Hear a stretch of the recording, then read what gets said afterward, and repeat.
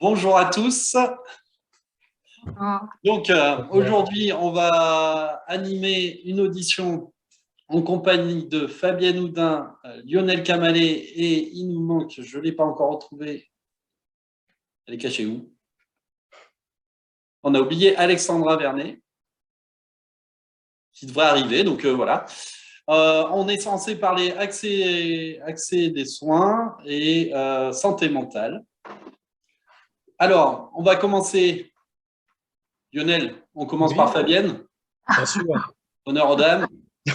Fabienne, tu peux te présenter un petit peu ou tu veux que. Voilà. ah ouais, non, je vais me présenter. Alors, Voilà, je suis une vieille ortho. Ça fait 27 ans que je suis orthophoniste en libéral. Je suis une des 25 607 Fabienne, orthophonistes. tu Ouais, n'es pas orthopédiste comme moi, tu es orthophoniste. phoniste, ouais, c'est ça. C'est la communication, le langage oral, écrit, la voix, tout ce qui concerne la sphère voilà, de la communication. Donc, orthopédiste, ça m'intéresse, tiens. Donc voilà, donc je suis une des pauvres petites orthophonistes. On est 25 607 au dernier recensement en France et on est un peu moins de 21 000 en libéral. Ça vous donne le delta du nombre de postes en salariat. Et voilà, en fait, comme ça que je me présente, c'est parce qu'on n'est pas assez. On n'a pas assez de poids, on n'est pas entendu. Et l'offre de soins est catastrophique. Et voilà. Et sinon, donc moi, je fais du libéral depuis 27 ans. Je suis près de Disneyland. Voilà. J'ai pas, le chiffre que tu as donné, les orthophonistes dans le secteur public ou en structure, c'est combien? Alors, les chiffres, le dernier recensement, je prends mes notes. En 2019, on était 25 607. Mais donc hospitalier, les chiffres, c'était 1876 sur le territoire français. C'est peanuts. Ouais. Et un peu moins de 2900, ce qui compte les SSR, les SCMPP, les IME, les CESAD, les CAMS. Voilà. Et on compte aussi les régions outre-mer. Voilà. Parfait. Donc là, c'est la présentation de Fabienne Oudin, Ouais, c'est orthophoniste, ça. dans le vrai Porte-parole, santé. porte-parole de cette petite goutte. Mais oui, mais bon, toutes les petites gouttes comptent, hein, on le sait bien. Ouais, on aimerait bien. Du coup, Lionel Camalet, qui lui est plutôt sur le côté psychologie et qui va nous parler, d'abord se présenter. Oui, voilà, je suis psychologue clinicien et psychothérapeute. Alors moi aussi, je suis une petite goutte, mais on essaie de se rassembler, nous autres les psychologues aussi. Alors on est plus nombreux que les orthophonistes. On est près de 80 000, 78 000 dans les derniers recensements, mais on se sent aussi peu visible et peu audible. Hein, comme quoi le nombre ne fait pas forcément aussi, je dirais, tout dans le fait d'être entendu. Alors moi, pour vous expliquer un petit peu d'où je parle, donc je suis membre du Manifeste Psy, qui est un mouvement qui rassemble aujourd'hui plus de 7000 psychologues sur les réseaux et qui a vu naître il y a quelques mois également une association, donc un organe plus officiel qui s'appelle le M3P, pardon, le manifeste des psychologues cliniciens et des psychologues psychothérapeutes, et nous faisons partie d'une grande convergence d'organisations représentatives des psychologues, donc qui s'appelle la Convergence des psychologues en lutte, et qui rassemble aujourd'hui près de 20 000 psychologues en France métropolitaine et également dans les Outre-mer, donc ce qui correspond à peu près à un quart de la profession aujourd'hui. Moi, je vais vous parler un petit peu de ma posture à moi, puisque j'ai été formé donc, dans le service public, en psychiatrie, à la fois en service hospitalier en intra, mais également en extra-hospitalier dans les CMP. J'ai travaillé 10 ans dans le privé, j'y travaille encore d'ailleurs, et je suis également, j'ai une activité libérale. Donc, je dirais que j'ai une sensibilité particulière auprès de comment on peut pratiquer aussi, trouver sa place en tant que psychologue dans les institutions, partout où la psychologie peut aussi être portée par des psychologues cliniciens. Ma formation spécifique, c'est une formation en psychopathologie clinique, donc avec une approche, je dirais, de la souffrance psychique et comment elle peut être pensée auprès, bien sûr, des publics qu'on accueille, mais également comment elle peut être pensée aussi pour les professionnels, c'est-à-dire que je suis également, je fais de l'analyse de la pratique professionnelle, donc j'ai aussi à cœur cette dimension-là. Comment on peut aussi, en tant que soignant, en tant que professionnel de la santé, en tant que psychologue, être, je dirais, au plus près des patients que nous accueillons, des publics, des familles que nous accueillons, quand les conditions de travail ne sont pas non plus favorables à cela. Voilà. Très rapidement pour me présenter. D'accord, c'est parfait. Donc, normalement, il y a Alexandra Vernet qui est infirmière libérale qui a déjà participé aux auditions. On espère qu'elle se connecte. Elle est là, elle arrive. C'est ça. Alexandra Vernet qui est arrivée et qui est en train de se connecter. Comme ça, elle va se représenter et puis on va pouvoir engager on va rentrer dans le vif du sujet. Alexandra, il faut. Bonjour. On ne t'entend pas. OK.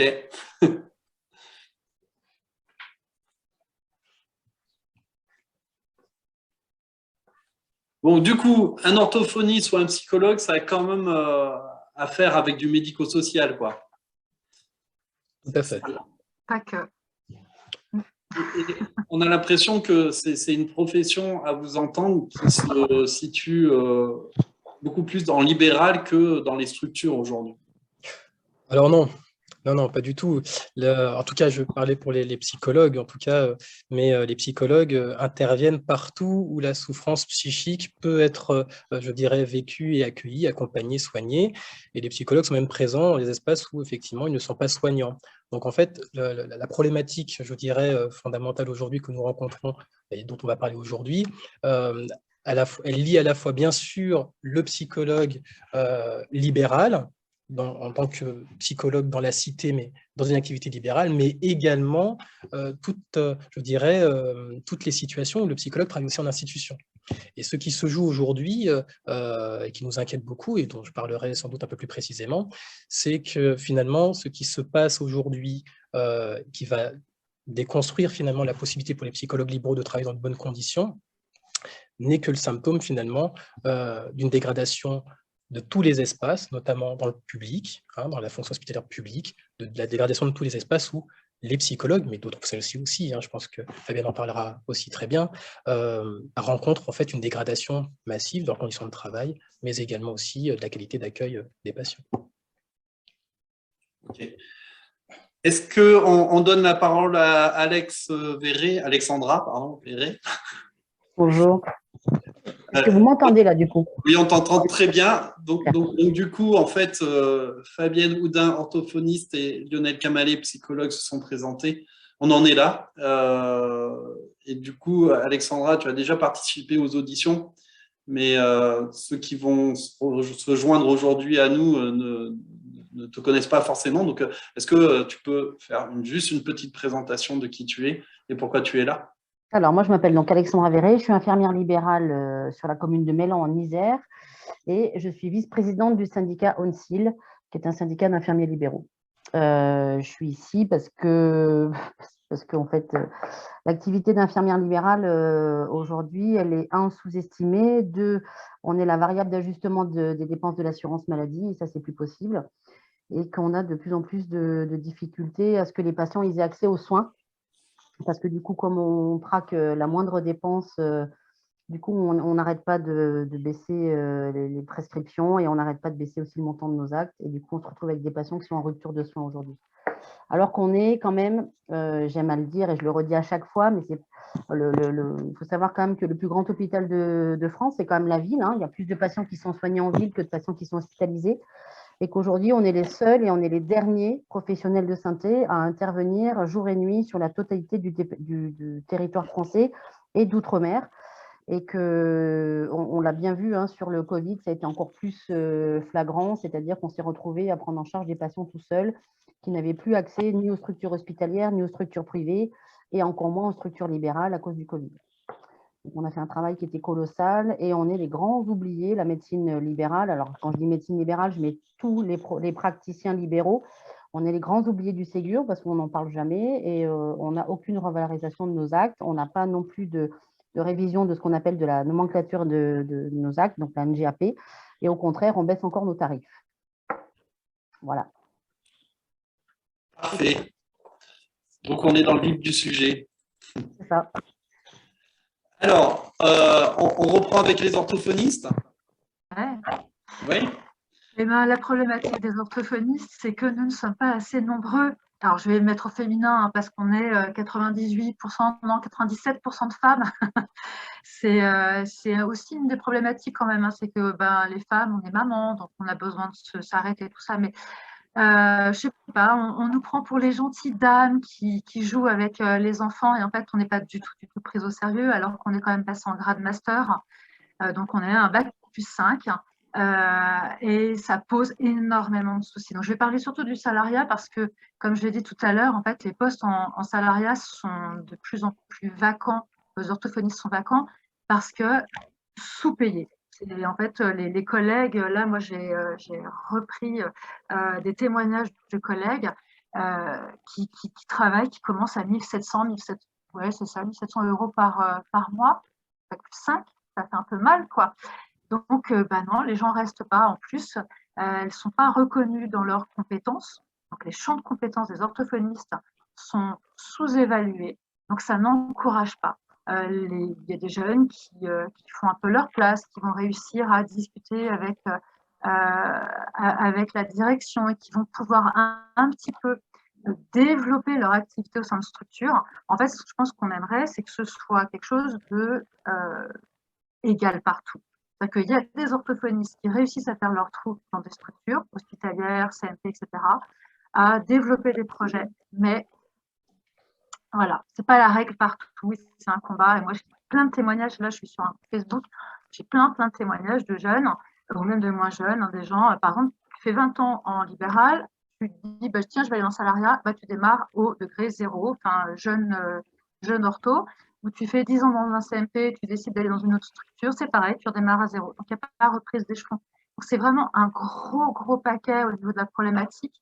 On n'est pas reconnu pour ce que l'on est. Nos champs de compétences sont sous-évalués, sous-estimés, et les gens partent. Voilà. Et puis, Est-ce que c'est parce qu'on a, dans la population générale, je m'inclus complètement dedans, une image trop réductrice du boulot de l'orthophoniste? ouais. L'orthophoniste, j'ai de la chance, parce que moi, la seule fois où je suis allé la voir, c'est avec mes enfants, parce qu'ils zozotaient un peu au départ, au moment de l'apprentissage de la lecture de la parole. Et tu as l'impression que c'est l'étiquette qui vous colle, et puis à partir de là, bah, ce que tu as dit un peu, c'est des mamans supplémentaires pour apprendre à faire mieux, mais en termes de langage, je parle notamment. C'est ça. En fait, le champ de compétences, c'est vraiment varié, hein. On va du premier jour de vie au dernier jour de vie. Et on ne fait pas que du langage oral. C'est vrai que tout ce qui va être troubles d'articulation, difficultés d'apprentissage, bah, ça va être en libéral qu'on va le traiter. Mais on a aussi des troubles de l'oralité alimentaire, hein, des enfants. Moi, j'ai un petit patient d'un peine 1 an à qui je dois apprendre à manger, entre guillemets. On a des troubles liés au handicap, comme tout ce qui est trisomie 21 ou toutes ces grosses pathologies qui gênent la communication, qui est polyhandicap et qui n'est pas forcément traité en institution, puisque, comme je l'ai dit, il n'y a plus personne dans les institutions. Donc oui, notre image, cette étiquette, elle nous colle à la peau parce que c'est vrai, quand il y a 27 ans, quand j'ai commencé, je faisais beaucoup ça, une espèce de soutien scolaire, mais on a aujourd'hui beaucoup de formations, on se diversifie, on touche beaucoup à la neuro, à la cancéro. Enfin, ouais, j'ai des collègues qui font des choses en cancéro, ORL, bah, qu'il n'y a que les orthos qui peuvent le faire. Voilà, et ouais, non, on ne connaît pas notre métier vraiment. Enfin, moi, en libéral, c'est aussi très varié. Enfin, on a tout ce qui est neurodégénératif, etc., tout ce qui est post-AVC et compagnie. Il y a une problématique aussi que beaucoup de collègues soulèvent, c'est que l'éducation nationale s'est désengagée de quelque chose en supprimant les RASED. Donc, c'est les réseaux d'aide spécifiques pour les enfants en difficulté. Bah, tous ces enfants qui étaient plus ou moins en difficulté d'apprentissage, qui étaient gérés par des enseignants spécialisés, aujourd'hui, ils arrivent sur les listes d'attente. Moi, je suis sur le secteur de Val d'Europe, donc 77. On a 2 ans de délai d'attente. Mais partout, tu regardes en France, partout, toutes les filles qui se Attends, là, tu me dis que quelqu'un qui a besoin de soutien s'il téléphone à ton cabinet, tu ne peux pas le prendre avant 2 ans. Non. Et puis de toute façon, justement, le mot soutien, quand on va me dire ça, je vais dire non, je suis désolée, moi je suis un professionnel de santé, je ne fais pas du soutien scolaire. C'est vraiment, je vais prendre les troubles neurodéveloppementaux, les vrais troubles d'apprentissage de la lecture qu'on appelle dyslexie. Sauf que là, ils ne sont toujours pas diagnostiqués en fait. Là, on va dire, on va proposer un soutien parce qu'on ne sait pas ce qu'a l'enfant, si c'est grave ou pas grave. Donc, en fait, il va attendre 2 ans pour savoir si en fait il avait besoin d'une orthophoniste ou pas. Oui, tout à fait. Dans le sens médical de la prise en charge. Alors, les ARS, le ministère de la Santé, notre syndicat a créé les fameuses plateformes PCO. C'est des plateformes de coordination. Voilà, genre, je ne connais pas trop ce que sont les PCO, mais on a aussi des plateformes téléphoniques pour que les gens, en fait, on les renvoie sur ces plateformes pour qu'ils puissent avoir des gens au bout du téléphone pour savoir si effectivement leur demande va relever d'une prise en charge orthophonique ou pas. Mais ça ne résout pas le problème. Hein, ça ne résout pas le problème. Clairement, on n'est pas assez nombreux, ni dans les structures, ni en libéral. L'estimation, c'est il faudrait qu'il y ait combien d'orthophonistes en France en exercice pour pouvoir justement ne pas avoir 2 ans d'attente? Moi, je dirais 1,5 fois. Alors, je ne suis pas statisticienne, je ne suis pas dans les pouvoirs décisionnaires, tout ça. Mais ouais, moi, je pense qu'on serait au moins 10 000 orthophonistes de plus. On pourrait s'en sortir de façon un peu plus convenable et en tous les cas avoir une qualité de soins parce que moi je vois aujourd'hui certains patients que je vais voir 1 fois par semaine, j'ai l'impression de faire du saupoudrage. Il faudrait que je les voie 2 fois, 3 fois. Quand j'ai commencé l'orthophonie il y a 27 ans, j'étais jeune ortho, je démarrais, mon activité elle n'était pas aussi débordante. Il y avait des enfants, je les voyais 3 par semaine. Enfin, clairement, tu voyais le résultat, c'était fantastique. Tu avais vraiment l'impression de bosser. Aujourd'hui, pour dire, bah oui, ok, je vous prends, mais tu les vois 30 minutes par semaine. Tu rejoins quelque chose qui a été dit et qu'on va redire, je pense, de nombreuses fois, c'est le temps du soin. La qualité du soin, ça passe par le temps de prendre le temps avec son patient. Et oui, ça reste, c'est ce qu'on retrouve tout le temps. Et Alexandra nous le dira, et je pense que Lionel va nous le dire aussi. Si aujourd'hui, la pression, justement, sachant qu'on a déjà un délai important, refuser quelqu'un, c'est aussi laisser des gens dans la souffrance. Mais c'est insupportable. On a cette pression-là en tant que soignant. Excuse-moi Thomas, ton micro grésille beaucoup, je ne sais pas si… Ah, j'ai pas pris d'écouteur. Pareil pour tout le monde. Oui, il y a effectivement de la friture sur la ligne. Il a dû me le dire plus tôt. Je vais rien pouvoir faire pour maintenant. Mais ce soir, on fera mieux. Et je vais pas trop parler, du coup. Et je vais couper. Mais oui, ce temps de soins, nous, on le déplore. On a des demandes urgentes qu'on essaye de prendre. Alors, quand les patients sont réglo, par exemple en libéral, hein, quand il y a des gens, quand je dis réglo, c'est que les lapins sont pas des lapins, mais des annulations suffisamment à l'avance. Moi, j'ai une liste de surbooking. Et des patients, je leur dis, bah, écoutez, voilà, tiens, là, j'ai une place demain à midi. Vous êtes là, pas là. Oui, ok, vous prenez. On a des SLA qui arrivent. Des gens, clairement, c'est de l'urgence. On est sur de l'urgence vitale. On a une sortie post-op d'une vasectomie pour un cancer ORL. On est sur quelqu'un qui va sortir de son SSR pour un AVC qui est complètement aphasique. Je fais comment? Je dis, ben non, je suis désolée, je ne peux pas vous prendre. C'est horrible, c'est horrible. Et puis moi, je suis soignante. Et puis pareil, hein, laisser des parents sur le bord de la route. Je ne suis pas que soignante, je suis aussi maman. Moi, on m'aurait répondu ça pour un gamin. Mais voilà. Enfin, donc, personnellement, j'ai fait une sorte de burn-out en novembre 2015 parce que le téléphone sonnait 8-10 fois par jour de parents. Je leur réponds quoi? Et on est toutes dans ce cas-là, quand tu interroges les collègues sur le burn-out, c'est de pas pouvoir répondre à la demande, de ne pas être reconnu sur les postes du salariat, etc. C'est la charge administrative. Puis c'est aussi, bien évidemment, la revalorisation de nos actes en libéral. C'est pareil. Hein. On a une petite revalo là, qui va arriver en juillet 2022 et qui s'annulera en juillet 2023. Ça ne permet pas de suivre le cours de l'inflation. Bon, après, je ne me plains pas trop par rapport à ça. Mais non, ouais, on laisse les gens de côté. Et ça, c'est insupportable, insupportable. Donc, la santé mentale, en fait, je pense qu'on peut en parler pour celle de nous soignants qui craquons. D'accord, on reviendra sur les propositions sur la fin de l'audition. Lionel, ça va être à ton tour.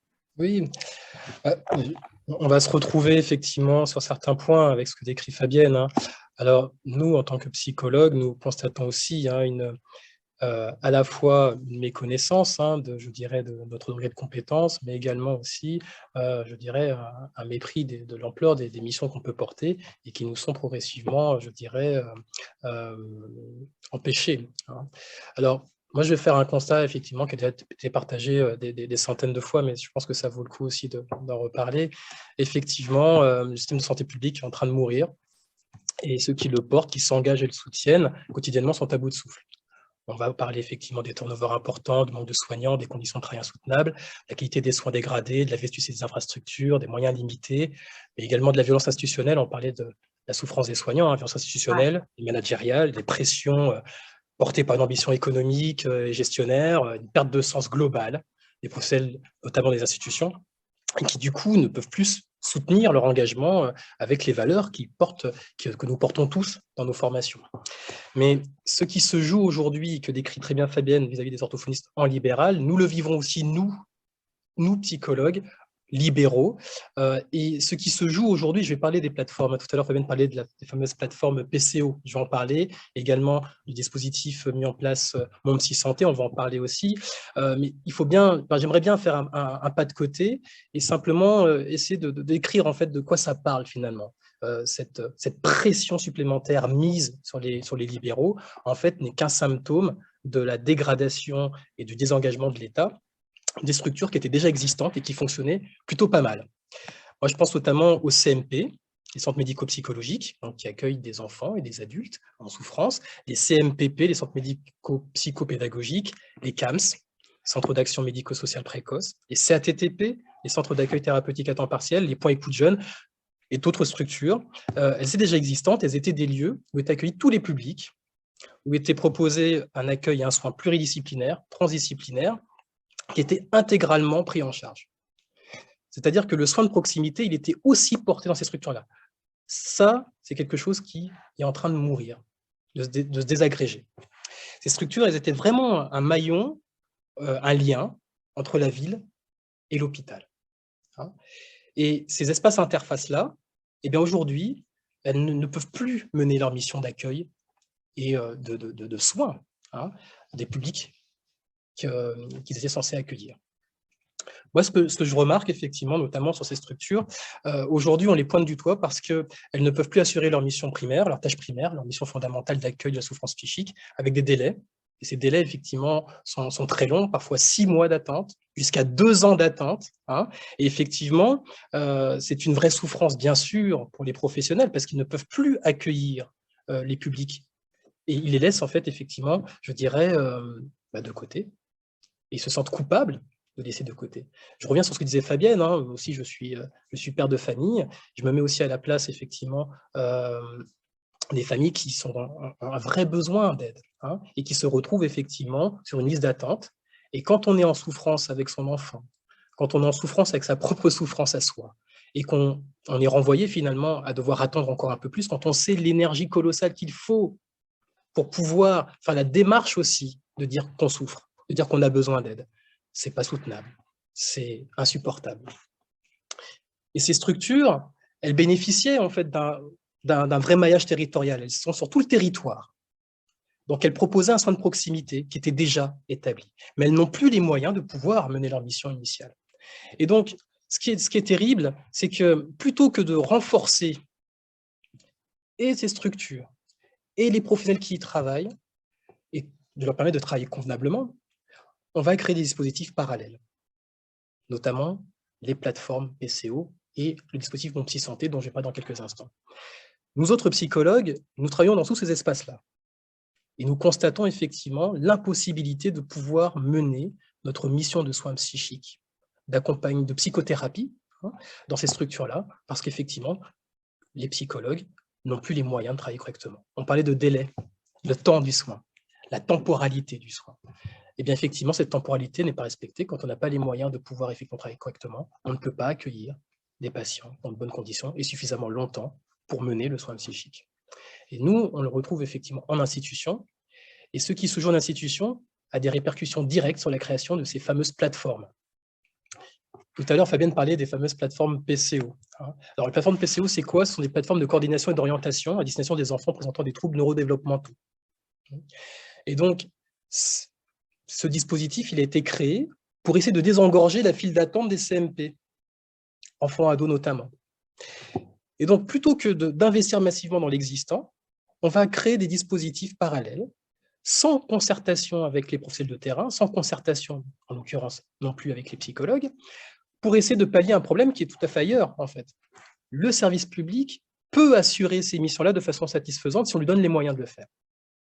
Et plutôt que d'investir massivement sur ces structures existantes, on va déporter la charge sur les libéraux. Le dispositif Mon Psy Santé est tout à fait le symptôme de cette logique-là. Alors peut-être que vous avez entendu parler de ce dispositif. Mon Psy Santé, c'est le dispositif présenté comme le dispositif phare du quinquennat, avec l'ambition de proposer le remboursement des séances chez les psychologues libéraux pour tous les Français à partir de l'âge de 3 ans. Alors amené comme ça, évidemment, on ne peut que s'en réjouir. Mais dans les faits, c'est une escroquerie. C'est même un mensonge éventé. Le problème de ce dispositif Mon Psy Santé, c'est que, contrairement à ce qui est dit, très peu de patients pourront en bénéficier. L'enveloppe budgétaire qui est allouée donc à ce dispositif de remboursement, alors ce remboursement, c'est quoi? C'est 8 séances remboursées par la CNAM et également les mutuelles. Une première séance d'évaluation par le psychologue remboursée à 40 € et les 7 autres, 30 €. Alors, il faut déjà savoir que 30 € la séance, c'est la moitié des honoraires que nous percevons aujourd'hui en libéral. La moitié. Avec 60% de charge, si le psychologue ne menait que des entretiens dans ce dispositif-là, eh bien, pour un niveau master, Fabienne en parlait tout à l'heure, le psychologue serait en dessous du SMIC. De la même manière, il faut savoir aussi que dans la fonction publique hospitalière, les psychologues n'ont pas vu de revalorisation de leurs points depuis 30 ans. Tout à l'heure, Fabienne disait que les jeunes orthophonistes démarraient à 1 700 €. Pour les psychologues, on est à 1 500 € pour un niveau master dans les institutions. Ce dispositif, donc déjà, est encore une fois un rouage de paupérisation des psychologues libéraux, qui sont déjà bien précarisés quand ils travaillent dans la fonction publique hospitalière, et même d'ailleurs dans le privé. Mais ce qui est, je crois, encore plus douloureux, c'est le fait de proposer aux Français un discours qui laisse imaginer qu'ils pourront tous en bénéficier alors que ce n'est pas le cas. L'enveloppe budgétaire pour cette première année du dispositif, c'est 50 millions €. Sachant que sur tout le long du parcours, on a à peu près 250 € de remboursés. Ramené à la population concernée, seulement 0,5% de la population pourra en bénéficier. 0,5% de la population. Initialement, ce dispositif était pensé pour que les séances ne durent qu'une demi-heure. Une demi-heure, ça ne correspond à rien quand on est psychologue, clinicien et psychothérapeute et qu'on porte les psychothérapies. Notre cadre classique conventionnel, c'est 45 minutes d'entretien jusqu'à 1 heure. Et parfois, dans certaines approches, notamment quand on pratique le MDR, par exemple, on a effectivement des séances d'une heure et demie. C'est-à-dire qu'on a effectivement la mise en œuvre de cette technique, plus après le débriefing. Et derrière, ça ne prend pas en compte, évidemment, la manière dont nous travaillons après la séance. Nous prenons des notes. Alors, Fabienne aussi se reconnaîtra aussi là-dedans. Les orthophonistes travaillent aussi après avoir rencontré le public. Donc, si vous voulez, ça ne correspond pas du tout à la manière dont on travaille et surtout, ça vient paupériser et le psychologue, qui est déjà dans une profession qui est précarisée et essentiellement féminine. Tout à l'heure, Fabienne parlait aussi du fait que les orthophonistes étaient à 97% une profession féminine. En psychologie, les psychologues, nous sommes une profession de la très grande majorité féminine et qui subit aussi, je dirais, tout simplement les violences que les femmes subissent déjà ailleurs, notamment sur le plan salarial. Quand nos collègues sont enceintes, notamment libérales, c'est compliqué. C'est compliqué. Donc ce dispositif, premièrement, déjà, il ne touchera que très peu de monde, mais en plus, il va accentuer des inégalités, notamment territoriales. Pourquoi? Parce que pour entrer dans ce dispositif, le patient va devoir absolument avoir une prescription médicale, c'est-à-dire qu'il sera obligé de passer par son médecin généraliste. Cette obligation fait du psychologue, du coup, je dirais, un travailleur qui travaille donc sur prescription. Or, nous ne sommes pas profession médicale. Nous avons une spécificité particulière. Certains d'entre nous se considèrent comme soignants, mais nous ne sommes pas profession médicale. Et notre autonomie, à cet endroit-là, elle est malmenée puisque nous ne pouvons pas travailler sans l'aval du médecin généraliste. De la même manière, comme le patient doit rencontrer son médecin généraliste, il va être dans l'obligation d'en trouver un. Quand on sait effectivement qu'il y a des déserts médicaux, que les médecins généralistes sont déjà débordés, leur imposer de devoir mener un entretien préliminaire avec une passation d'échelle pour évaluer si le patient ou non peut bénéficier de ce dispositif, c'est rajouter une charge de travail supplémentaire aux médecins dont ils n'ont pas besoin. Les psychologues savent le faire, ça. Imposer cela, ça n'a pas de sens. C'est aussi d'évaluer, tout à l'heure Fabienne en parlait aussi, je fais beaucoup de liens parce que ça me parle beaucoup ce que Fabienne a pu dire, c'est aussi considérer que finalement le psychologue n'est pas en capacité de pouvoir le faire. Et ça, moi je trouve que c'est d'une violence colossale. L'autre élément, c'est important parce que c'est vraiment un symptôme de comment il y a sur les libéraux une pression supplémentaire qui est en fait, je dirais, une conséquence de la dégradation du système de santé publique. Est-ce que par rapport à... On entend l'état des lieux et chaque profession a ses propres difficultés, c'est normal, on est là pour en parler aussi, mais est-ce que tu peux commencer à amorcer les propositions ou alors on attend, on laisse Alexandra en parler aussi et après on finit chacun avec vos propres propositions. Alors si tu me laisses 30 secondes, ouais, je peux à la fois finir sur le dispositif et effectivement amener des propositions. J'espère que le message est reçu. Parfait. Alors juste sur ce dispositif, quand même, pour que vous puissiez bien comprendre, les critères d'inclusion sont les suivants. Il faut donc avoir plus de 3 ans. Ça ne concerne que les troubles anxieux ou dépressifs d'intensité légère à modérée. Et peuvent entrer dans ce dispositif seulement les patients présentant un mésusage des drogues, alcool, tabac, cannabis, hors dépendance, et un trouble du comportement alimentaire sans critère de gravité.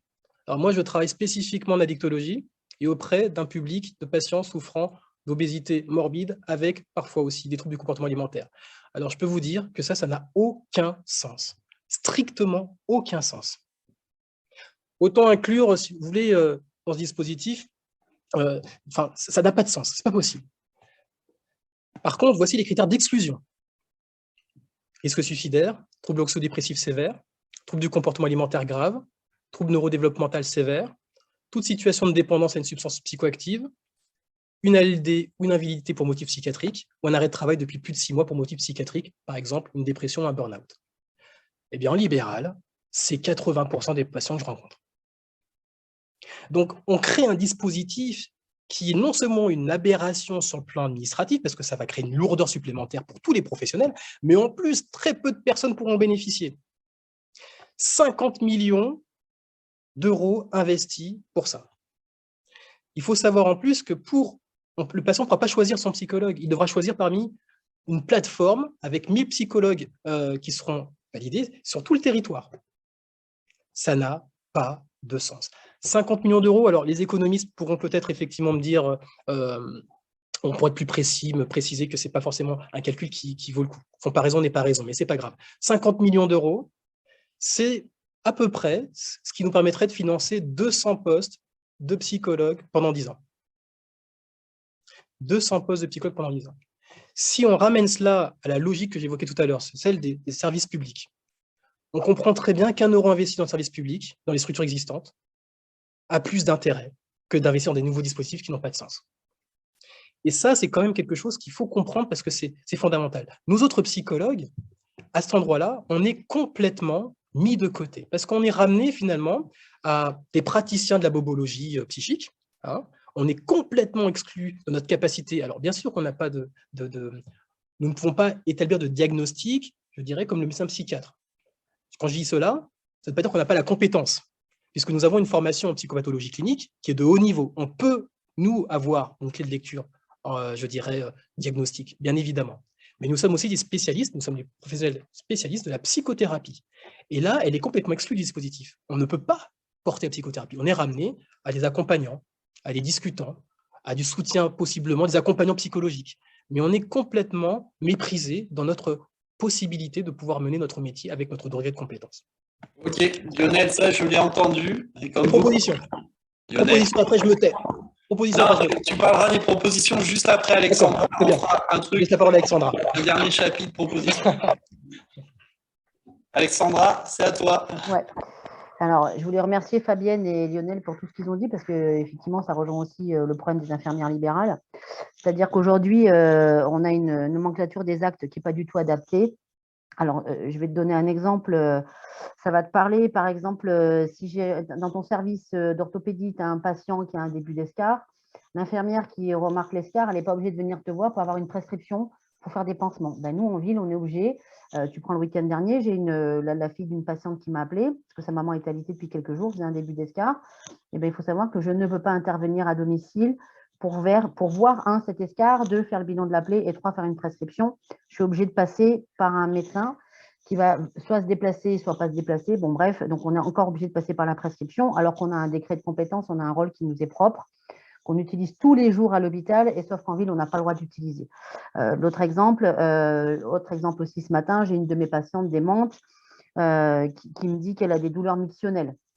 Alors, par chance, sa fille est médecin, donc j'ai appelé sa fille, elle va me faire une ordonnance pour faire une CBU. Après, à l'hôpital, on fait une CBU sans passer par le médecin. Donc, en fait, en libéral, on est toujours obligé d'ajouter des feuilles, en fait, à ce millefeuille. On a des technostructures qui sont juste ubuesques. Et notamment, voilà, on est toujours géré par le médecin, même sur notre rôle propre, on passe toujours par ça. Donc, ce qu'il faudrait, c'est réviser la nomenclature pour qu'elle soit vraiment en adéquation avec les soins du quotidien. Et comme je disais l'autre jour, le 14 février, quand on a ouvert la séance, je parlais tout bêtement des sondes urinaires. Alors, j'ai le droit de la poser, j'ai le droit de l'enlever. Par contre, la surveillance entre les deux, je n'ai pas le droit. Donc ça, c'est complètement stupide. Un autre exemple aussi, quand tu as un patient qui a un plâtre et qu'on fait des HBPM, eh ben, c'est pas on vient, on fait des HBPM et on se casse. En fait, on surveille les douleurs, on surveille les biologies sur les plaquettes, on surveille tous les effets secondaires, on surveille le syndrome des loges. Bon, bref, on fait une prise en charge dans la globalité. Et aujourd'hui, en fait, on est réduit à un acte. C'est-à-dire on est réduit à un acte qui est l'injection d'HBPM. Donc ça, c'est la première chose, la révision. La deuxième chose, c'est légitimer en fait la consultation infirmière au premier recours. Donc, qui devrait s'appuyer sur notre décret de compétence et notre ordre propre. C'est ce qu'on fait tous les jours à l'hôpital, mais c'est pas ce qu'on a le droit de faire en ville. Parce que du coup, on pourrait aussi, en permettant l'accès aux infirmières de premier recours, on pourrait limiter aussi les hospitalisations sur des choses qui sont bénignes. Donc, typiquement, par exemple, une plaie, effectivement, un patient qui a des douleurs mictionnelles, faire une CBU. Alors, moi, je ne veux surtout pas faire l'analyse de l'ECBU, ce n'est pas mon travail, c'est le rôle du médecin. Par contre, de faire le CBU, je pense que c'est dans mes compétences. Ou par exemple, un passement. Moi, je fais 90% de cancérologie. Quand j'ai un patient qui chauffe, je suis obligée d'avoir une prescription aujourd'hui pour faire une prise de sang ou faire une prise de sang sur PICC-Line. À l'hôpital, c'est quelque chose qui se fait spontanément et ça fait partie du protocole de soins. Aujourd'hui, on est obligé de passer par un médecin. Donc, c'est ici, il faut aussi qu'on allège ce dispositif. Après, il faut aussi qu'on élargisse nos droits de prescription dans le nécessaire à l'autonomie. Alors, des exemples tout concrets. Moi, j'ai un patient, par exemple, de cancéro qui se grabatise, qui s'aggrave.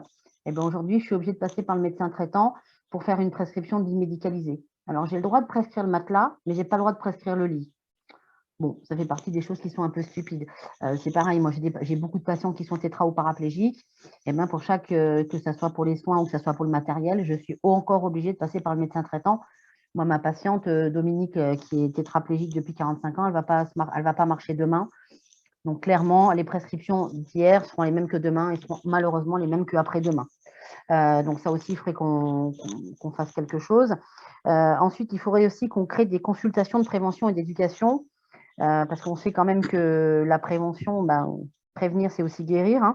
Et aujourd'hui, le rôle infirmier n'est pas du tout valorisé là-dedans, ni dans la prévention primaire, ni secondaire, ni tertiaire. On aimerait aussi promouvoir et renforcer donc, nos actions de prévention qu'on mène dans nos cabinets, au-delà de nos patients chroniques, c'est-à-dire qu'on pourrait avoir des permanences où on fait de l'éducation, de la prévention. Ça, aujourd'hui, ça nous est interdit. Et c'est bien dommage parce qu'on fait un travail, quand même d'éducation qui est très important. Et on va prendre un exemple qui parle tout seul, hein. Moi, j'ai fait des permanences dans mon cabinet. Alors, j'ai la chance d'avoir un cabinet qui est sur la rue, piétonne, et je suis en rez-de-chaussée et je laisse toujours la porte ouverte. Les gens viennent, discutent, posent des questions, et notamment, j'ai eu beaucoup de primo-vaccinants pour les Covid. Et ça, c'est quand même chouette parce que du coup, ils viennent, ils se posent la question. Et du coup, j'arrive encore à faire de la primo-vaccination sur des Covid parce que les gens, ils ont des questions et que moi, j'ai le temps de leur répondre. Et ça, c'est de l'éducation, c'est aussi de la prévention. Et ça se termine que je les vaccine, ces patients-là. Et ce rôle, il n'est pas mis en avant et c'est dommage parce que nous, on a quand même un rôle de proximité et les infirmières, on est vraiment assimilées. C'est à l'infirmière qu'on pose des questions. Au médecin, on n'a pas forcément le temps de poser des questions, on n'ose pas forcément. Les cabinets infirmiers, c'est plus intime, c'est plus petit. Je pense qu'on est aussi beaucoup plus accessible parce qu'on fait du soin de proximité tous les jours et on est dans l'humanité, dans l'humanitude. Donc, du coup, on touche plus de gens. Et puis, il faut se dire aussi que dans les familles, on touche des générations complètes. Moi, je soigne de l'arrière-grand-père au petit-fils. Et j'ai vacciné jusqu'à 4 générations de patients parce que je fais de la proximité, parce que je fais de l'éducation, parce que je montre l'exemple aussi. Et quand ils ont confiance, ils sont soignés. Donc ça, c'est quand même aussi super important. Alors moi, je suis assez fière de dire que j'avais 100% de ma population de patients qui étaient vaccinés au mois d'avril l'année dernière. Et je n'ai eu aucun patient qui n'était récalcitrant à la vaccination pour le Covid. Donc, c'est que j'ai fait quand même mon job d'éducation, hein. Donc ça, il faut aussi le valoriser. Après, par rapport au parcours de soins. Alors, parcours de soins, j'y suis très, très attachée. Parce que malheureusement, aujourd'hui, les parcours de soins, ils sont réduits à une période d'hospitalisation. Sauf qu'un patient qui est chronique, son parcours de soins, il commence déjà chez lui, sur son lieu de vie. Alors que ça soit une structure, ou que ça soit son domicile, ou que ça soit une EHPAD, on s'en fout. Le parcours de soins doit commencer du lieu de vie du patient jusqu'à son retour. Et au même titre qu'il y a un médecin traitant, un médecin référent, il faut aussi qu'on ait un statut d'infirmier référente. Parce que les médecins sont débordés, parce que les médecins, ils gèrent entre 2000 et 6000 patients. Ils ne peuvent pas s'occuper de tout le monde. Je pense qu'on leur en met déjà tellement dessus qu'à un moment donné, il va falloir qu'on les libère aussi de certaines pressions. Et que nous, on connaît nos patients, on les connaît par cœur. On fait partie de leur vie, on fait partie de leur histoire, on fait aussi partie des meubles, même si ce n'est pas une expression qui est jolie, mais on fait partie des meubles. Et ces patients, on les connaît. Et je trouve que c'est dommage, c'est que, je vais prendre un exemple tout bête, hein. La semaine dernière, je me suis fritée avec un centre de neurologie, parce que j'ai une patiente qui s'aggrave depuis des mois, qui fait des chutes, qui a un problème neuro. Eh bien, je n'ai pas eu le droit de prendre le rendez-vous pour ma patiente parce que je ne suis pas médecin. Donc, il a fallu que je passe par le médecin traitant, il a fallu que je m'engueule avec la secrétaire, bon bref, parce qu'un médecin parle à un médecin. Donc ça, il faut aussi arrêter parce que les informations que le médecin traitant a, c'est moi qui lui les donne. Donc en fait, le problème, c'est qu'en rajoutant à chaque fois des étapes, on perd de l'information et deux, on rallonge les parcours de soins et on rallonge l'accès aux soins. Et ça, c'est quelque chose qui devient de plus en plus difficile parce qu'il y a de plus en plus de malades, il y a de moins en moins de professionnels de santé et qu'à force de rajouter des intermédiaires et des étapes, en fait, on fait perdre de la chance aux patients. Et clairement, moi, j'ai quand même des patients qui ont des pertes de chance parce qu'ils ont des parcours de soins qui sont pourris, qui sont truffés d'embûches, parce qu'ils ne tombent pas au bon endroit, parce qu'ils ne tombent pas sur la bonne personne. Moi, j'ai la chance d'avoir un gros réseau et j'ai des patients qui ont accès à des soins rapidement. Et je trouve que c'est parfaitement injuste pour les autres patients qui n'ont pas des professionnels de santé qui ont un réseau. Donc, il y a ça. Alors après, on va parler aussi d'argent. Il va falloir, à un moment donné, revaloriser l'acte de l'infirmière, hein, parce qu'aujourd'hui, on est à 3,15 €. Vous enlevez 60% de charge. Moi, l'autre jour, un exemple, hein, j'ai passé 45 minutes à enlever des points. Eh ben, j'ai facturé ça 6,30 €. Bon. J'ai fourni aussi tout le matériel. Il y a ça. Et puis après, il y a autre chose aussi qui m'agace particulièrement, et vous le savez, c'est le terme auxiliaire médical. Alors ça, c'est un terme que je ne veux plus entendre et je pense que Fabienne ou Lionel sont exactement dans la même dynamique.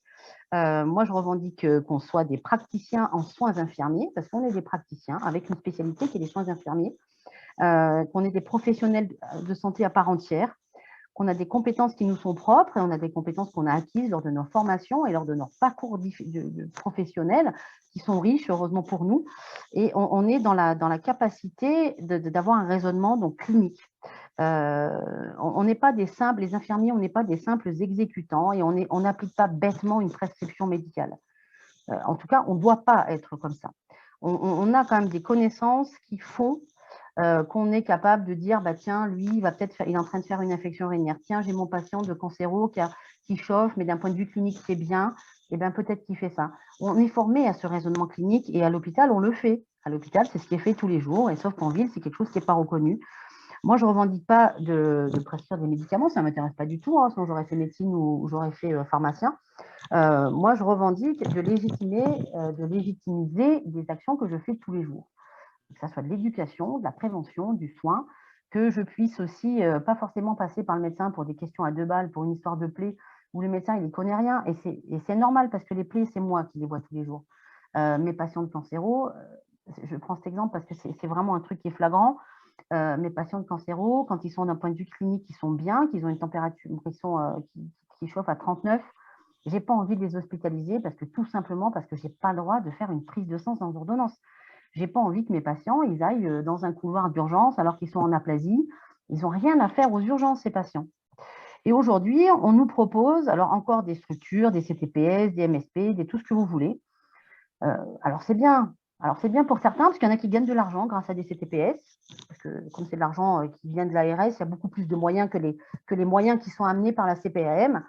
Sauf qu'en fait, on n'utilise pas les ressources, et je rejoins encore Fabienne et Lionel qui l'expliquaient très très bien, c'est qu'aujourd'hui, ces ressources, au quotidien, sur le terrain, elles existent depuis longtemps. Elles sont présentes partout sur le territoire. Il y a quelques déserts, mais ce n'est pas la majorité, contrairement à la médecine G.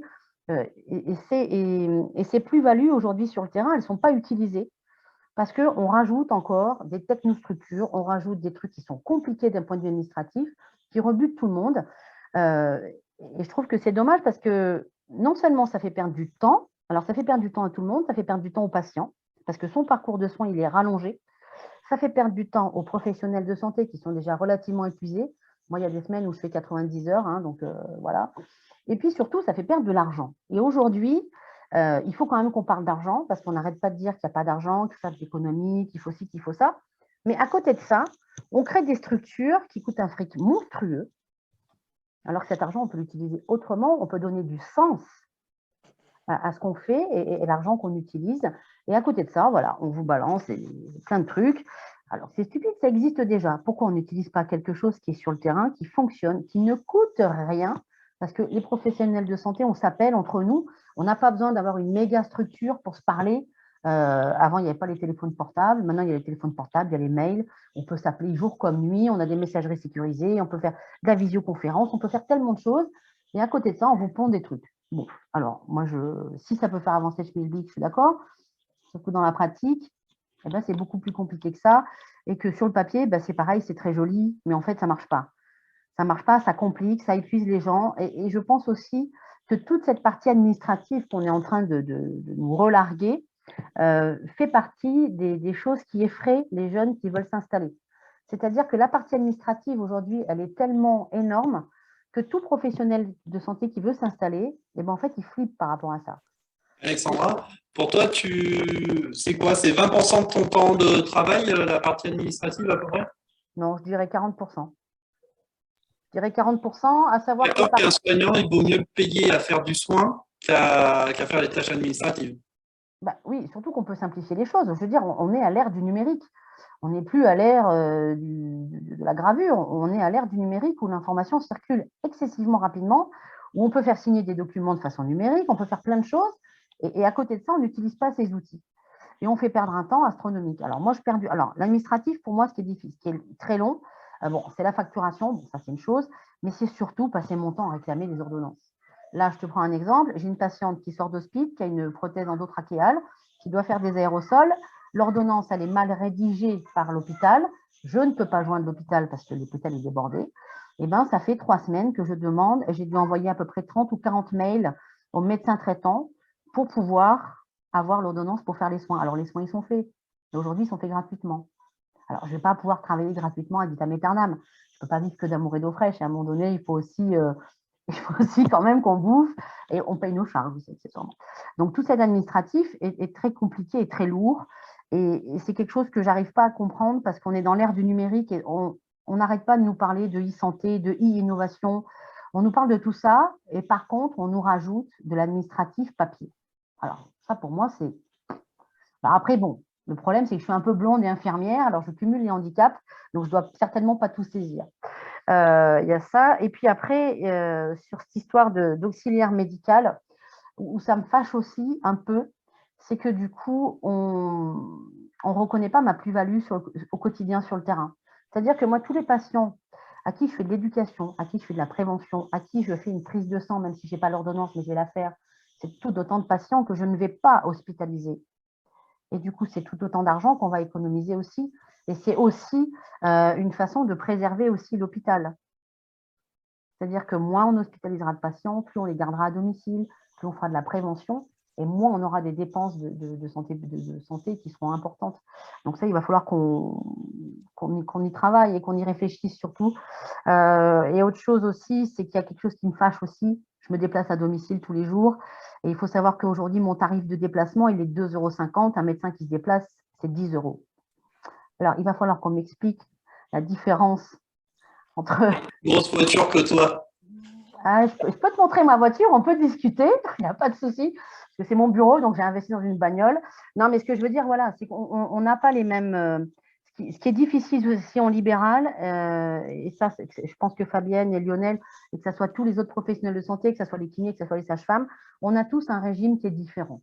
Donc, je pense qu'à un moment donné, il va falloir mettre tout le monde sur un pied d'égalité, parce que 4 km, c'est 4 km, alors qu'on soit médecin, qu'on soit infirmier, qu'on soit kiné, qu'on soit orthophoniste, qu'on soit ce qu'on veut, ça restera toujours 4 km. Et ça, il faut qu'on ait des mesures qui soient justes et qui soient adaptées. Alors qu'après, qu'on ait des différences de consultation, moi, je trouve ça normal. Moi, j'ai fait infirmière, j'ai décidé de faire infirmière, donc je trouve que c'est normal de ne pas avoir le prix de la consultation médicale. Et même si je trouve que le prix de la consultation de médecine G ou de médecine spé est quand même une honte, il faut le dire. Les infirmiers libéraux, c'est encore pire. Mais… Donc, il y a ça. Et à un moment donné, il va peut-être falloir aussi qu'on… Au lieu d'attendre 10 ans à chaque fois pour avoir des avenants, parce que tu sais, nous, on bosse avec des avenants. Alors, il y a des syndicats majoritaires qui votent des avenants, qui sont des fois bien, des fois pas bien, mais souvent pas bien, parce qu'en ce moment, ils ne sont pas bien. Il va falloir aussi indexer le coût des soins, enfin, on va dire plutôt la valeur des professionnels de santé sur l'indice INSEE. Savoir qu'aujourd'hui, quand même, tout est calé sur l'indice INSEE. Votre loyer, l'électricité, tout. Eh bien, les professionnels de santé, nous, on ne fait pas partie de l'indice INSEE. Donc, on n'a pas des revalorisations qui sont calées sur l'indice INSEE. Alors, le SMIC, oui, les autres choses, mais alors les libéraux, non. Non. Il y a ça, et puis, j'ai perdu le fil, je voulais dire un truc. Et puis, voilà, et puis je pense qu'il faut qu'on prenne en charge les gens dans leur globalité. C'est-à-dire qu'il faut qu'on discute les uns avec les autres. Moi, quand j'hospitalise un patient, je ne fais jamais de gaieté de cœur, je me tartine des feuilles, hein, j'écris tout, j'explique tout. L'hôpital ne me rappelle jamais. Voilà, alors ça a le don de m'agacer aussi. Alors ça, je pense que ça sera peut-être les sujets qui vont être ce soir, tu vois. Le lien hôpital-ville, le lien hôpital-ville, je veux dire, si d'un côté ou de l'autre, on n'a pas les informations, alors qu'on soit en ville ou à l'hôpital, en fait, c'est une perte de chance pour le patient, et deux, c'est un coût supplémentaire pour la société. C'est-à-dire que moi, j'ai la chance de travailler avec des laboratoires où j'ai des résultats de bio en moins d'1 heure. C'est quand même bien. Et ben, mon patient, je fais une bio, je me fais chier à faire une bio, je récupère les résultats, je mets dans le dossier, et ben, il retourne à l'hôpital, on refait la même bio. Il va falloir qu'on m'explique pourquoi, à quoi ça sert. Ça ne sert à rien. Je pense que l'infirmier ou le médecin, eh ben, il va gagner du temps. S'il prend mon papier et qu'il le regarde, il va gagner du temps et on va faire gagner du temps à tout le monde. Donc, ce lien hôpital-ville, alors moi, quand j'ai commencé ma carrière il y a 20 et quelques années, je ne vais pas dire le nombre exact. On travaillait tous ensemble et moi, je me souviens quand j'ai commencé au SAMU, on s'appelait les uns les autres et le médecin généraliste appelait en disant, ben voilà, je vous envoie un patient. Il y avait de la discussion et ce temps de discussion, il a disparu avec les années. Quand on envoyait une équipe, par exemple, on avait un patient qui faisait une douleur thoracique, eh ben, on n'envoyait pas forcément un SMUR, on envoyait un médecin qui faisait un électro, le médecin te rappelait le cardio, et c'était vachement fluide, il y avait de la discussion avant. Et tout ça, on l'a perdu, et il va falloir à un moment donné qu'on réapprenne les uns et les autres à discuter ensemble, à travailler ensemble, et on est complémentaires. Moi, je ne veux pas faire le job de Pierre ou de Paul, moi, je fais mon travail, mais je veux le faire avec Pierre et Paul. Et j'aimerais que Pierre et Paul aiment travailler aussi avec moi. Juste une petite question pour rebondir par rapport à ce que vous venez de dire, lien ville-hôpital et la question des HAD. Ah, bah ouais, je suis désolée. Non, il ne faut pas dire ça. Il y a des gros mots à pas dire. Non, je plaisante. Mais l'HAD, non, mais l'HAD, c'est. Alors, moi, je travaille malheureusement pas avec l'HAD de mon hôpital parce qu'il est tellement mal organisé que je ne peux pas travailler avec eux. Je travaille avec le centre de Léon Bérard de Lyon, qui est un très gros centre de cancéro. Et bizarrement, on arrive vachement bien à travailler ensemble. On s'appelle jour et nuit, on a des prescriptions. Alors, ça, c'est pareil. À l'ère du numérique, quand je travaille avec le centre Léon Bérard, j'ai un problème à 2 h du matin. Paf, 4 secondes après, j'ai l'ordonnance avec la prescription pour la modification de la PCA sur mon téléphone. Pourquoi c'est possible avec certains centres? Pourquoi ça n'est pas avec d'autres? Quand je travaille avec l'HAD de mon hôpital à côté, l'hôpital de Grenoble, il faut être patient. Hein. D'accord, c'est un problème d'organisation, ça. Et ça, il y a plein d'endroits en France où effectivement, on parle de l'HAD là, mais c'est parce que typiquement, c'est un truc qui devrait marcher, qui devrait soulager énormément de personnes. Alors, ça ne marche pas. Pourquoi ça ne marche pas? Parce que, encore une fois, l'hôpital gère sa structure seul. Oui, voilà. Donc, il n'y a pas de mise en corrélation des différentes personnes, que ce soit en dehors de l'hôpital par rapport à l'hôpital. Mais on doit en reparler encore parce que là, il est 13h10. Tu vois, parce que moi, j'ai un dernier exemple sur la cancéro. Moi, quand mes patients vont à Lyon, donc ont leurs examens, je suis destinataire des comptes rendus d'examen. Mais c'est quand même vachement bien parce que les patients, c'est à moi qui pose les questions et c'est moi qui les soigne tous les jours. Donc, que j'ai les infos, c'est quand même vachement bien quand j'ai le dossier médical. Eh bien, avec les CHU, ce n'est pas possible. L'autre jour, je vous prenais l'exemple, j'ai pris en charge un patient.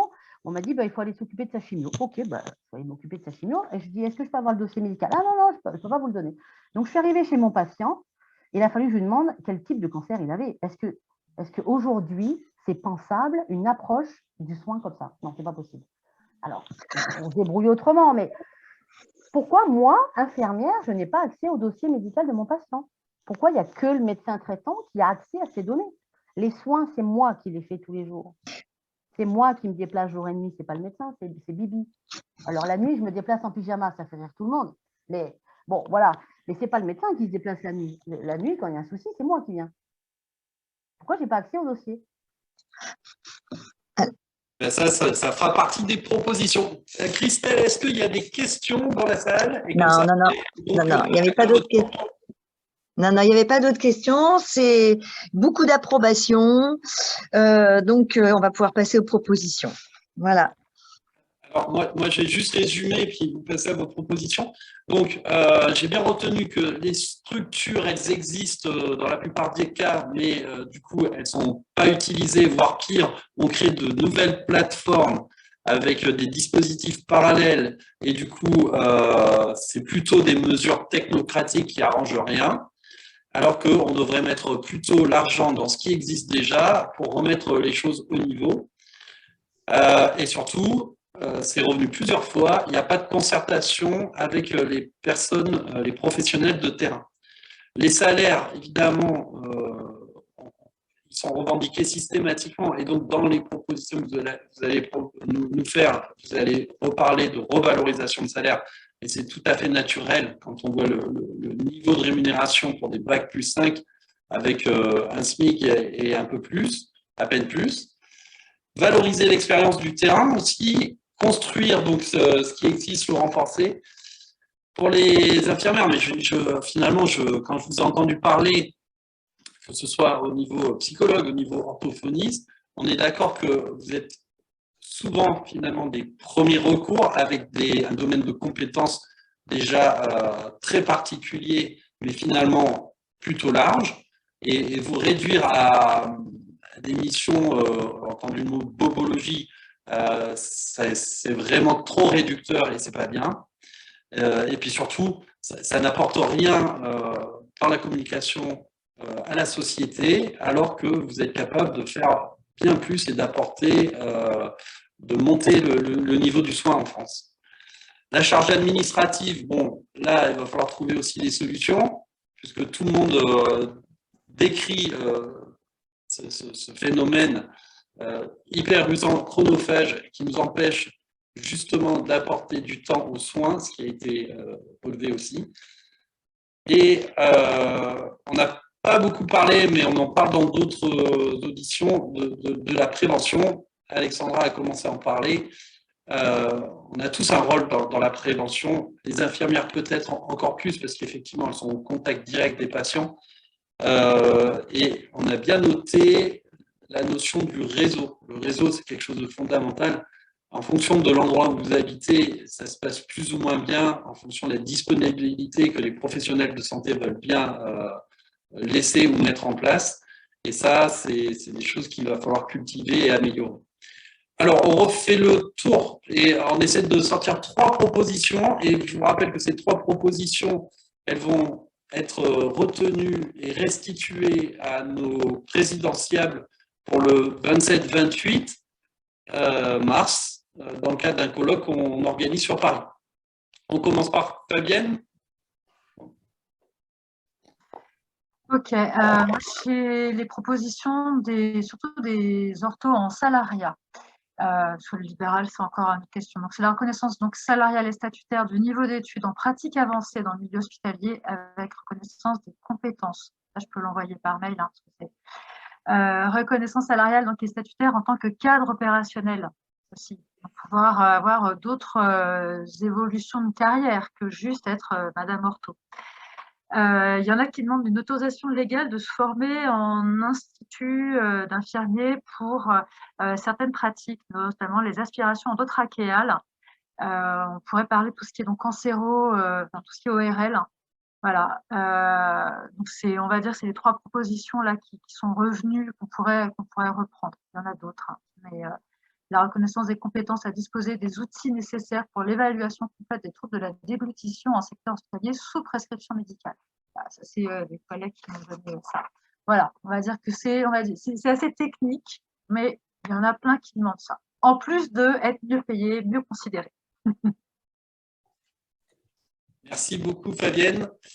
Lionel, 3 propositions, pas 12. 3 propositions. Mais le manifeste psy, on vous les enverra du coup aussi par écrit et ce sera mieux formalisé que ce que je pourrais en dire. Alors la première, évidemment, comme disait Fabienne, nous aussi, nous réclamons la reconnaissance, effectivement, de notre statut, de reconnaissance salariale. Notre point d'indice était gelé depuis 30 ans.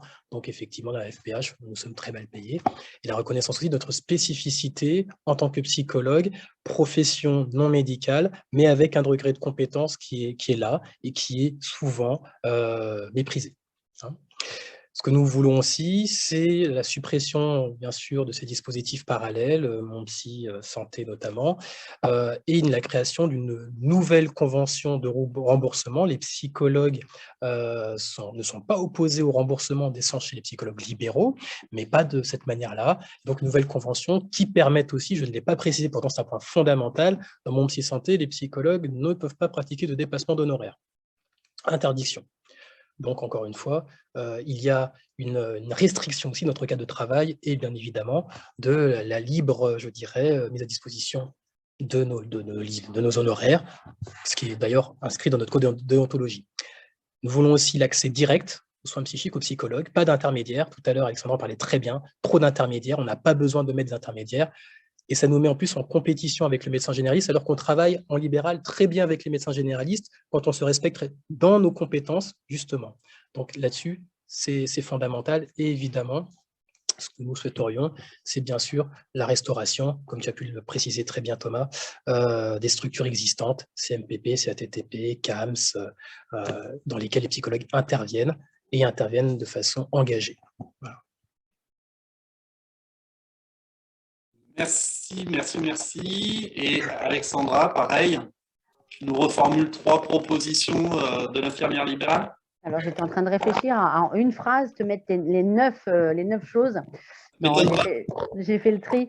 Non, en fait, c'est surtout la révision de la NGAP, c'est-à-dire qu'il y a une mise en adéquation des soins au quotidien à domicile, en incluant bien sûr la notion de prise en charge dans la globalité, parce que ça prend vraiment du sens et il faut remettre du sens dans le soin et il faut remettre du bon sens aussi, s'il vous plaît. En deuxième, je mettrais effectivement légitimiser la consultation infirmière, et notamment l'infirmier de premier recours, parce qu'en plus, il faut savoir que dans le Code de la santé publique, on est déjà des acteurs de premier recours, mais ça s'est arrêté au Code de la santé publique, ça n'a pas passé les étapes supérieures. Donc là, il va falloir qu'on accélère un petit peu. Et puis, dans cette premier recours, il faut qu'on puisse récupérer un petit peu d'autonomie, ce qu'on fait déjà à l'hôpital, mais qu'on puisse le légitimiser en ville. Et puis modifier voilà, ce Code de la santé publique qui m'agace et qu'on nous reconnaisse, qu'on puisse être reconnu en fait comme des praticiens en soins infirmiers, parce que ça, c'est vraiment ce qu'on fait tous les jours. Et Covid l'a montré encore plus. Et par conséquent aussi revaloriser nos tarifs qui sont bien bas. Et arrêter d'être la variable d'ajustement de la CPAM. Ça serait bien. J'aimerais bien. En tout cas, je vous remercie vraiment de vos interventions. Oui, un tout petit point, juste. Parce qu'effectivement, dans le temps imparti, c'était compliqué d'amener toute la problématique, mais si vous voulez effectivement comprendre un peu plus les enjeux sur la santé, le soin psychique, le 8 mars à 19h, mes camarades Camille, Maurice Faedi et Roland Gori vont rappeler bien sûr ces éléments-là avec plus de précision que moi. Voilà. C'est ça. Et ça, c'est dans le cadre de santé mentale, le volet santé mentale. Et le livret Ségur de la santé. Exactement, bien évidemment. Parfait. Bon, ben, l'happening est fait.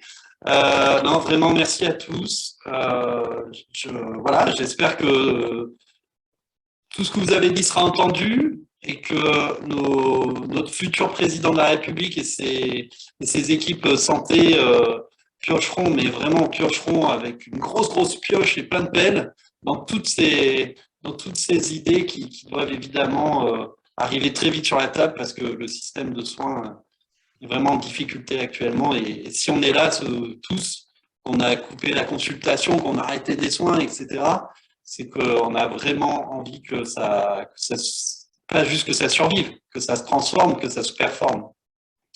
Merci à tous. Qui c'est qui va nous... On t'entend plus, Thomas. Je disais, c'est au collectif Santé en danger de clôturer. Ah bon, d'accord. Je clôture. Mais je ne vais pas pouvoir éteindre le Zoom. Oui, je vais clôturer. Je vous invite ce soir à 19h, du coup, au deuxième volet du lien santé, lien ville-hôpital. Attention, moi j'ai reçu une invitation pour 18h. C'est 18h ou 19h? 18h. Pardon. 18h, ça a changé. 18h. Non, mais c'est ça. Il y a eu un changement d'heure. Ça change tous les jours, donc 18h. Il faut prévenir les intervenants. Pour le thème. Moi, j'ai reçu 18h aussi. Hein. On verra ça. On va gérer. Oui, c'est ça. Vous avez raison. Bon, je vous dis à ce soir. Ce soir. Bonne journée. Merci. Bonne journée à tous. Au revoir.